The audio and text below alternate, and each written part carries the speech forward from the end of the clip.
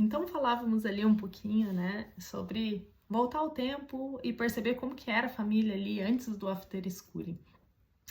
Então falei para vocês que ali, né, durante a pandemia foi o nosso ponto de virada, né, que a gente, toda a situação da pandemia fez com que a gente voltasse a olhar para dentro, né, de uma outra maneira, né, com mais intensidade, com mais profundidade. Então, o que aconteceu quando eu realmente vi os meus filhos de outra maneira?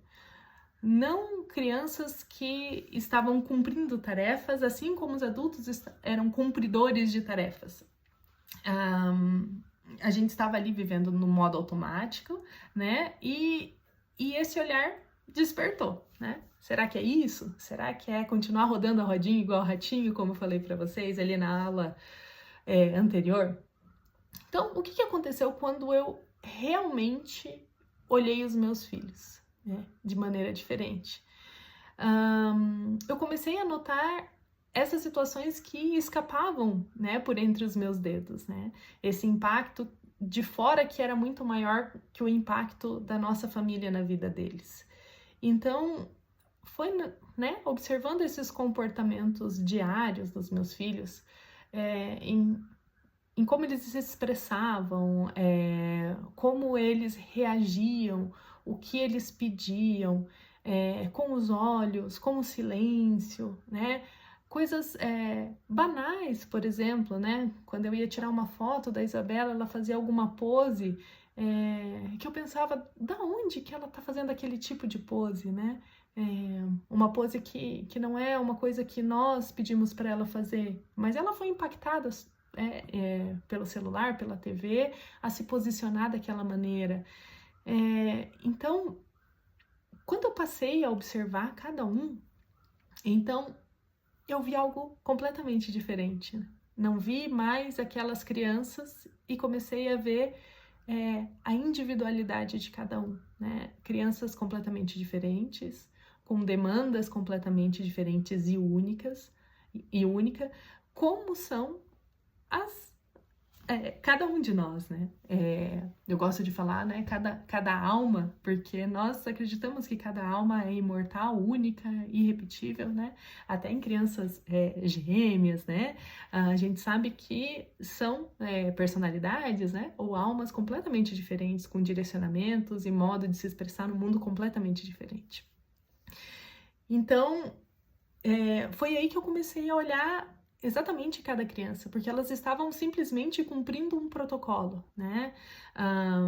É lógico que eu conhecia os meus filhos, né? Eu sabia hora de comer, hora de dormir, aquela coisa básica que normalmente quando a gente é mãe, muita coisa fica como nosso, assim, ou seja, é a mãe que determina o horário da refeição, é a mãe que ajuda a criança a dormir, é a mãe que tudo, mas chega um momento em que essas crianças começam a tocar o mundo de maneira independente. E será que elas gostariam de ser apenas a repetição daquilo que a mamãe colocou? Ou elas são únicas, irrepetíveis, que vão tocar o mundo de maneira singular? Então, eu os conhecia vamos dizer assim, nessa batalha, né? Que cada um tinha que desempenhar o seu papel. Mas aí que eu conheci a particularidade de cada um deles, né?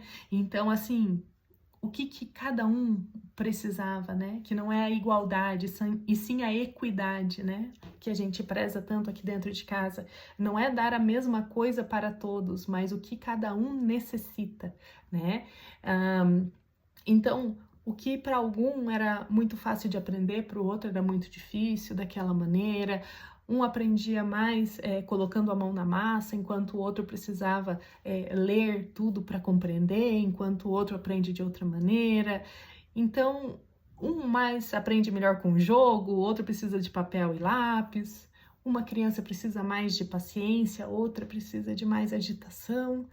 Então, esse olhar, né, essa personalização, ela foi transformadora dentro da nossa casa.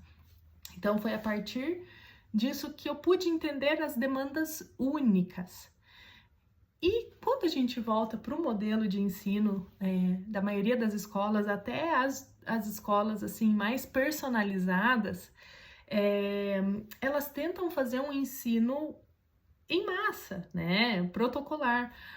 Por mais bem intencionada que seja a professora ou a instituição, são pouquíssimas as escolas que conseguem ter esse acesso e esse olhar tão único para cada uma das crianças. Então, poxa, isso é um dever da família, né? Então, é diferente de como nós nos portávamos antes com a escola, né? Às vezes a gente vai para a escola passa um feedback e eu sei certo, assim, exatamente se aquele feedback está sendo fidedigno ao que eu conheço do meu filho ou não, ou essa professora está intuindo, ou ela está olhando de uma maneira geral. Então é completamente diferente a partir daí. A partir desse momento que eu conheci cada um dos meus filhos em sua individualidade e não como cumpridores de tarefa. Então, a gente começou a entender, né, que a escola ela tem o seu papel de formar de maneira geral todos, né? Então, assim, vamos sair todos da escola com mais ou menos as mesmas aptidões, né? Até porque vamos dizer assim, por mais que eles mudem a forma avaliativa, todos eles precisam cumprir um protocolo, né? E é no lar, e é no seio da família que essas crianças aprendem os detalhes, né?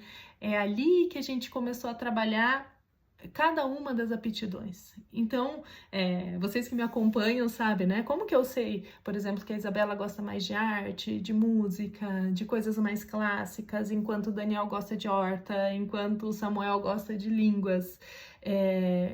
Foi esse olhar, né?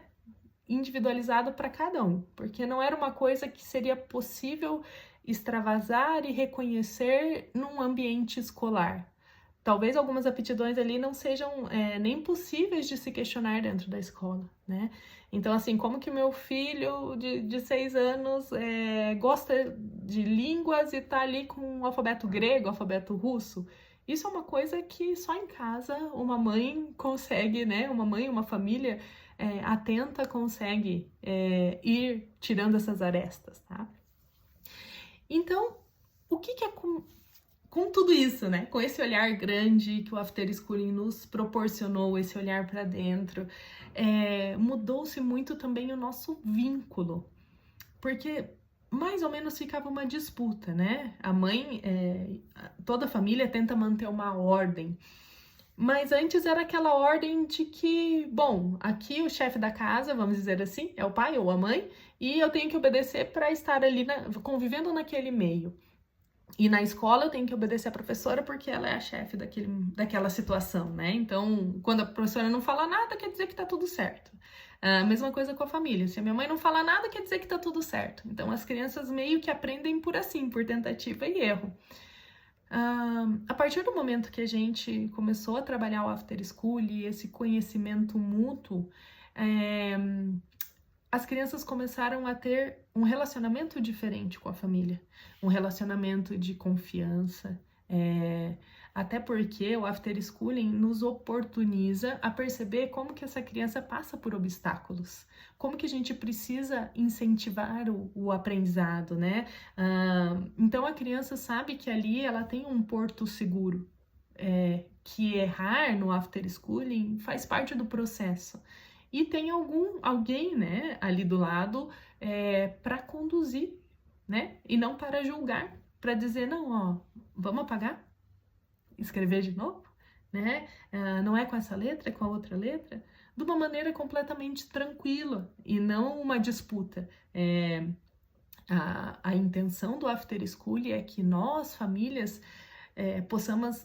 possamos conduzir de uma maneira construtiva, né? Com amor, né? Firmeza e carinho com os filhos, para que eles saibam que a mãe não está ali os subjugando, não está ali disputando, até porque há um abismo de conhecimento gigantesco, né?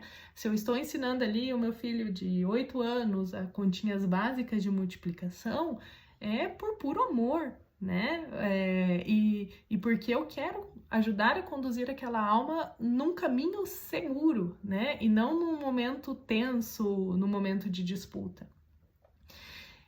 Então, foi esse amor ativo, né? Que a gente pôde construir um amor transformador de conhecimento mútuo, né? Então, que a criança sabe exatamente, não, eu posso perguntar para minha mãe, ela vai me olhar com carinho, a minha mãe vai me conduzir, a minha mãe não vai me julgar, né? Ela não vai disputar comigo. Então, é disso que se trata o After Schooling, né? Um conhecimento mútuo, onde nós, adultos, começamos a traçar novas estratégias para conduzir crianças. E não simplesmente uma tarefa pós-escola que a gente só tá ali para cobrar. Por que ele não entendeu a pergunta que a professora já deu? Ele já deveria ter, né? Se ele trouxe a questão para casa, então a professora já tinha que ter explicado, por exemplo. Percebam que tem uma diferença muito grande. Então, a gente vai continuar falando sobre isso aqui na próxima aula.